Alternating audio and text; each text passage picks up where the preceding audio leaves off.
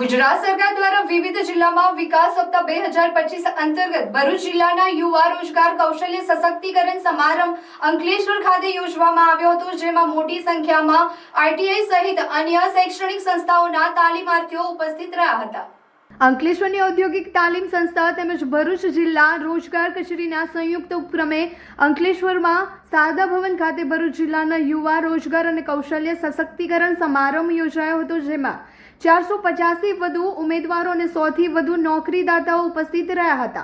450થી વધુ ઉમેદવારોને રોજગાર એનાયત પત્ર તથા 127 જેટલા પ્રોવિઝનલ ઓફર લેટર એનાયત કરવામાં આવ્યા હતા, તેમજ 10 જેટલા ઉદ્યોગ ગૃહો દ્વારા આઈટીઆઈના અપગ્રેડેશન માટે MOU કરવામાં આવ્યા હતા અને આ કાર્યક્રમમાં ધારાસભ્ય ઈશ્વરસિંહ પટેલ, જિલ્લા પંચાયત પ્રમુખ મહેન્દ્રસિંહ વાસંદિયા, સંસદ સભ્ય મનસુખભાઈ વસાવા, તાલુકા વિકાસ અધિકારી આચાર્ય, આઈટીઆઈના જિલ્લા રોજગાર અધિકારી ઉપસ્થિત રહ્યા હતા। રોજગાર પામેલ યુવાનોને એનાયત પત્ર વિતરણ કરવામાં આવ્યા હતા।